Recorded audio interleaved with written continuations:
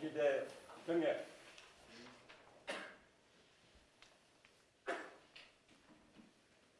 바로 자리에 착석해 주시죠. 먼저 한국교 정성용님의 모두 발언이 있겠습니다.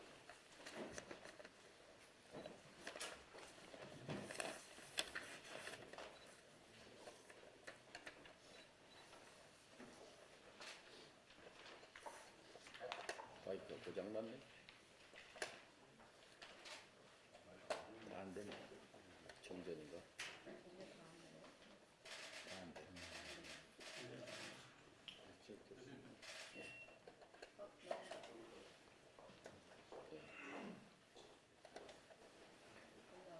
예, 선거제도 개혁에 대해서 여전히 거대 양당이 부정적 인식을 표하고 있습니다.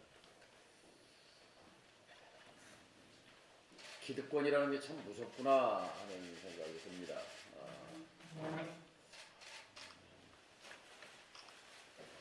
그동안 누려왔던 부당, 초과 의석을 내려놓는다는 것이 쉽지 않으리라는 것은 짐작했지만, 그러나 대국민 약속이기 때문에 절대로 이것을 없었던 일로 돌릴 수 없다는 점을 강조합니다.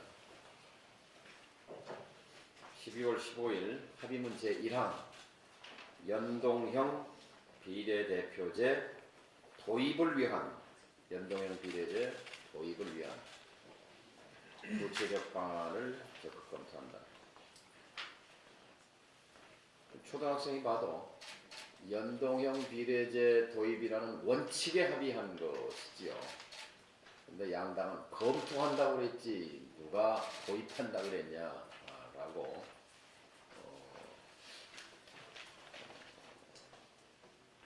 상식을 벗어난 얘기를 하고 있습니다. 어제 국회 앞 광장에 10만 택시 노동자들이 모였습니다. 이분들에게 바로 27만 택시기사, 100만 택시 가족들의 목소리를 대의기구에 제대로 반영하기 위해서는 정치개혁, 선거제도 개혁이 이루어져야 한다는 것을 또 역설했습니다. 택시기사님들도 자신들의 먹고 사는 문제, 생계 문제를 해결하기 위해서는 정치개혁, 선거제도 개혁이 중요하다는 점을 확실하게 알고 있는 것 같았습니다. 카풀 전면 도입, 이것은 상생 원칙에 어긋납니다. 대기업도 살아야 하고, 그리고 사회적 경제적 약자인 택시기사들의 생존권도 보장돼야 합니다. 순서는 우선 택시 노동자들의 생존권 보장에 정부가 최선을 다하는 것입니다. 바른미래당 연구원이 갤럽에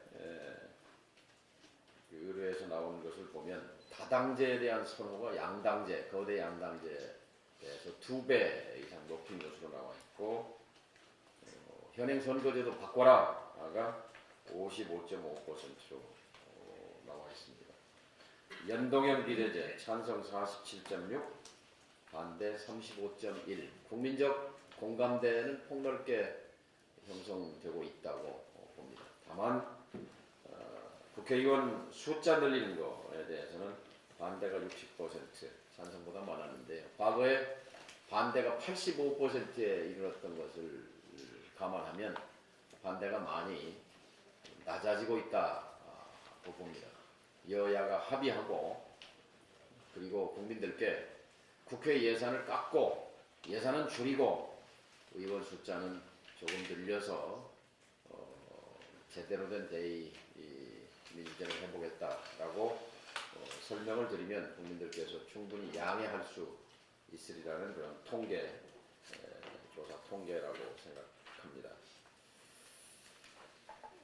연말을 지내면서 다시 한번 우리가 정신을 가다듬어서 이 선거제도 개혁에 매진 할 때라고 생각합니다. 끝으로 일정을 하나 말씀드리면 오늘 금요일이고 토일 24일이 월요일이고 성탄 천야인데요. 24일 날 최고위원회를 특별히 반대하시지 않으면 그냥 좀 쉬었으면 합니다. 24일 당직자를 피로감도 있고 24일 최고위원회는 건너뛰고 26일 날 이걸로 하겠습니다. 감사합니다. 이어서 상임고문이신 김 대표님의 발언이 있겠습니다. 저도 대표 말씀하고 기회를 같이 해서 이 나라 정치 개혁의 큰 시대적 소명은 두 가지일 것으로 보여집니다. 하나는 권력 구조 개편이고 또 하나는 선거제도 개편입니다. 개헌을 통해서 제왕적 대통령제 권한을 축소해서 내각 책임제로 가든가 아니면 분권형 대통령 책임제로 가는 것이 하나고, 또 하나는 선거제도 개혁을 선거법을 통해서 해서 비례성을 높여서 국민 선택에서의 민심을 그대로 반영할 수 있다든가 승자 독식을 막는다든가 사표를 방지할 수 있는 것이었습니다.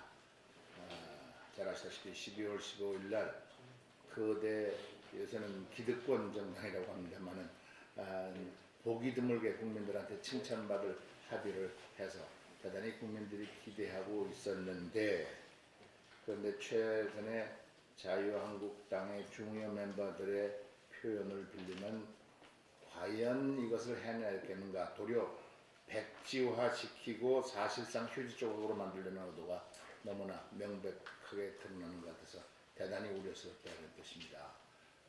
그 간사이신 정의원 같은 사람은 이건 소수당에만 유리하다. 근데 소수당이 유리한 게 아니라 국민에게 유리한 것입니다. 대통령 제하에서는 어떤 나라도 채택한 나라가 없다고 그러는데 이것을 채택한 나라가 독일, 헝가리, 뉴질랜드입니다. 그렇기 때문에 원래 의원 내각제 나라들이 채택을 했기 때문에 별 논쟁이 되지 않는 얘기고요. 대통령제를 채택하고 있는 남미 제국들은 대부분 100% 비례대표제를 채택하고 있습니다. 그래서 연동형이 필요가 없습니다. 이런 거에서 알고 그러시는 건지 국민을 호도하려고 그러시는지 나경원 대표까지도 이런 말씀을 하시는 거 보고 저는 이거 아실 뿐인데 이렇게 생각을 끊지 못했습니다.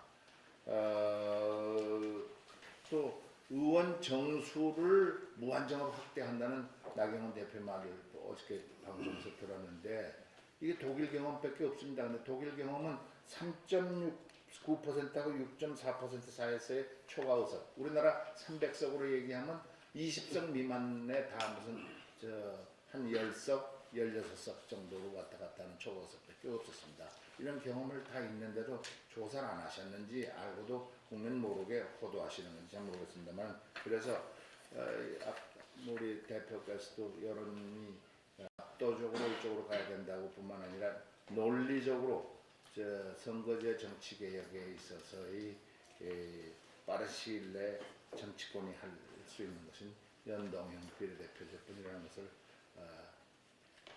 잘 아실 테니까 빨리 가능한 한 약속하신 대로 1, 2월 달 내에 통과시킬 수 있도록 준비를 잘 하시길 바람하지 않습니다. 이상입니다. 감사합니다. 네, 감사합니다. 이어서 최고위원 최명훈 발언.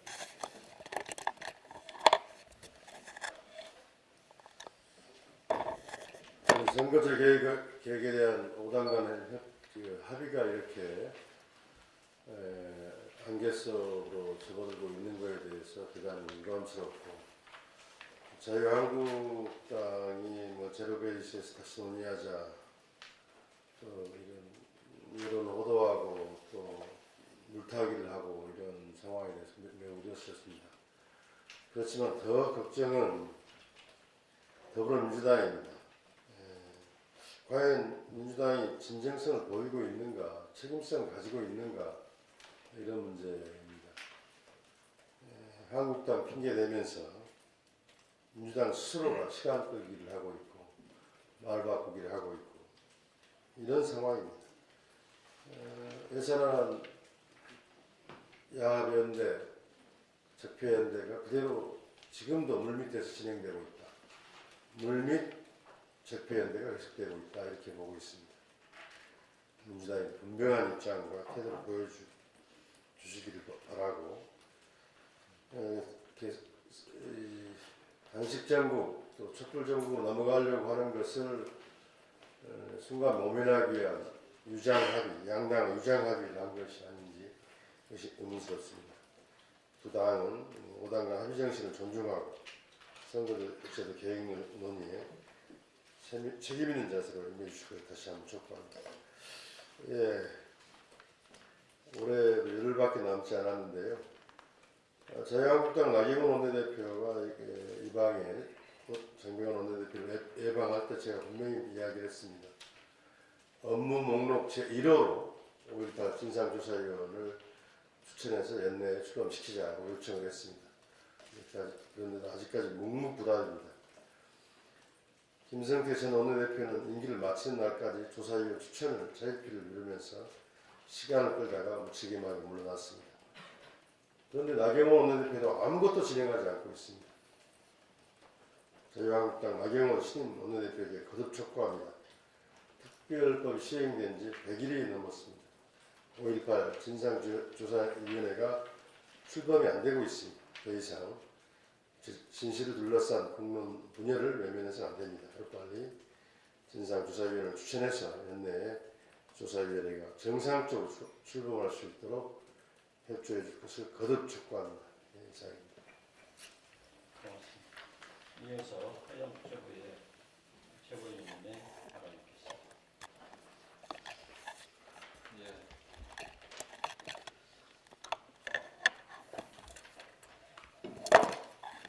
어제 택시업계의 대규모 시위가 있었습니다. 민주평화당 정동영 대표님과 저 그리고 김경진 의원님이 참석하여 지지 선언을 하였습니다. 카풀 운행에 동참하시는 운전자분들은 하루 2회 운행하고 택시 요금의 70% 수준 요금을 받은 후 다음 카카오에 20%의 수준을 납부하면 한 달 내내 해도 용돈 되기도 쉽지 않는 상황입니다.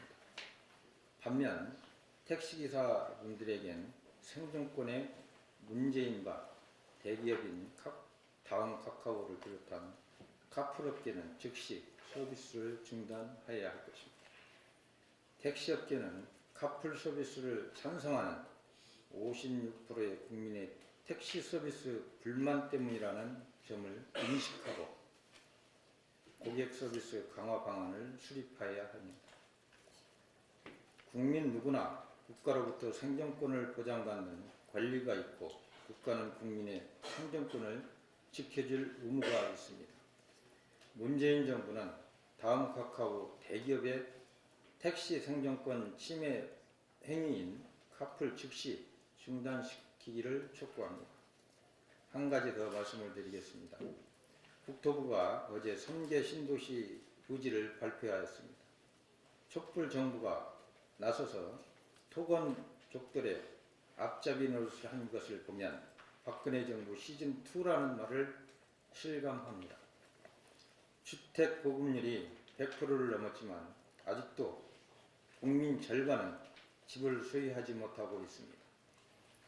한 채 이상 집을 소유하고 있는 다주택자들의 집을 내놓게 정책을 시행하면 주택 문제를 해결될 것입니다. 하지만 문재인 정부는 오히려 다주택자에게 더 큰 세제 혜택을 주며 재산 증식을 도와주고 있습니다.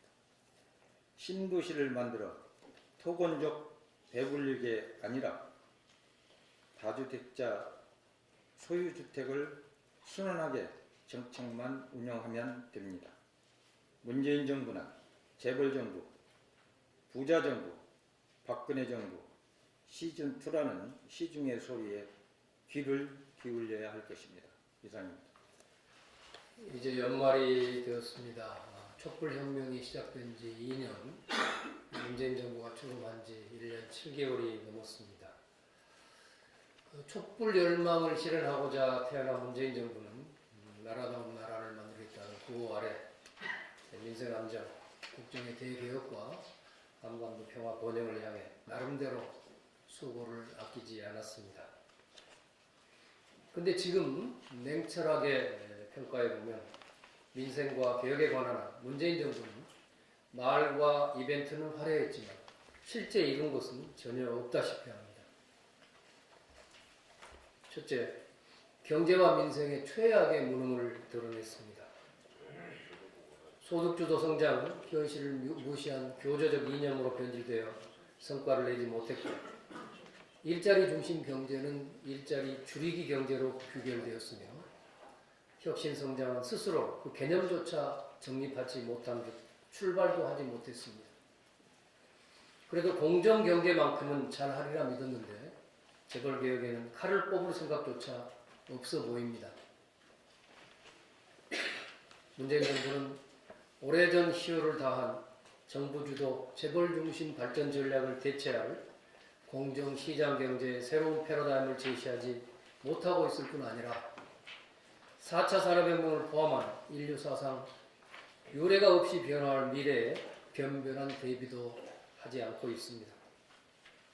급기야 경제 실적 부진에 따른 민심의 악화에 초조해진 나머지 갑작스럽게 우경화, 보수화하여 박근혜식 창조경제와 이명박식 토건경제로 돌아가기 시작했습니다.